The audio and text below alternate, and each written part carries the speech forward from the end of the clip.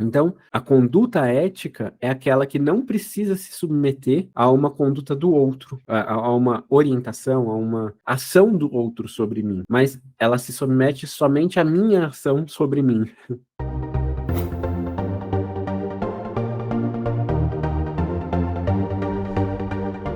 O Foucault vai colocar a ética, e ele vai definir a ética como a relação de poder que se estabelece consigo mesmo.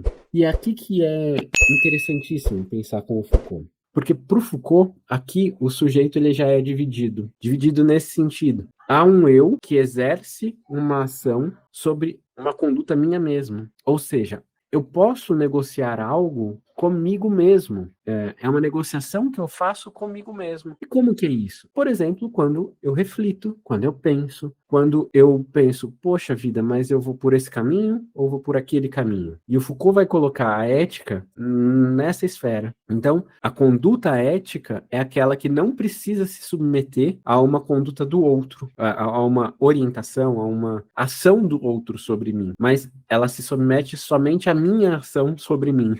Isso seria para ele uma ação ética, de partida. Então, de novo, ele está pensando de uma maneira elementar. Então, para o Foucault, esse seria o nível mais alto da liberdade, onde a minha ação depende somente daquilo que eu reflito sobre o que ela vai causar, os efeitos que ela vai causar. E eu consigo ter uma ação onde essa decisão não é só para o meu bem.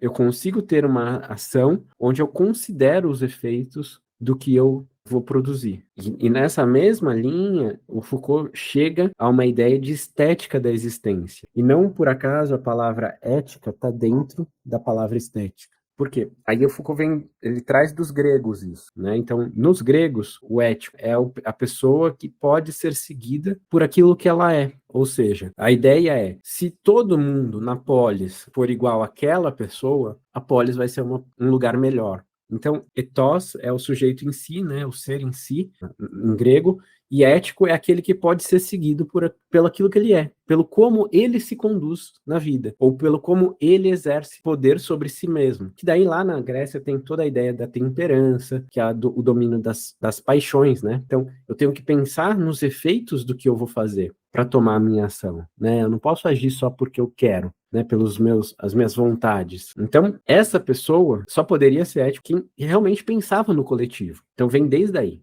A relação de poder consigo mesmo é exercida por mim mesmo, pensando no coletivo. E a estética da existência vem por esse caminho que, para os gregos, o belo não estava separado dessa dimensão da existência. Então, uma pessoa só poderia ser considerada bonita, bela, se ela tivesse um jeito de se conduzir na vida que fosse ético, que fosse essa característica da existência que poderia ser seguida por outros. Então, a estética, ela se vincula diretamente à ética. A nossa sociedade atual, ela dissociou essas duas coisas. Então, a gente tem um monte de homens que são considerados bonitos e viris e que não tem absolutamente nada de ético nesse sentido. E muitos homens que são considerados éticos e que não está associado a ele virilidade e beleza, porque se organizou uma dissociação muito grande da beleza do corpo e da beleza da existência. Então, a gente até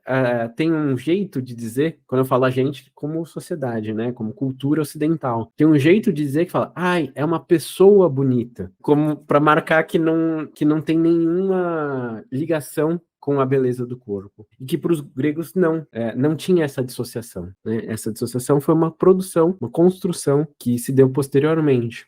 E hoje, por exemplo, a virilidade está muito mais associada com um poder irrestrito, com não pensar no outro, com se sobrepor ao outro, né? A virilidade, ela está muito mais associada a esse campo de ações, de condutas, do que os da ética, que envolve pensar o outro, em não submeter, em realizar uma relação de poder consigo mesmo, como protetora das pessoas que são mais fracas do que eu. A virilidade, ela vem hoje como o exercício pleno da força. Isso eu estou falando de forma geral, generalizada. Quando Foucault estuda a história da sexualidade, ele traz essa dimensão para se pensar. Então, a ideia de ética para o Foucault, assim como com o poder minimalista, né, como conceituação, é a relação de poder que eu estabeleço comigo mesmo. E para o Foucault, numa sociedade ideal, seria, no caso, né, onde a liberdade total poderia existir, quando eu falo ideal, de idealização mesmo, de se pensar numa possibilidade, seria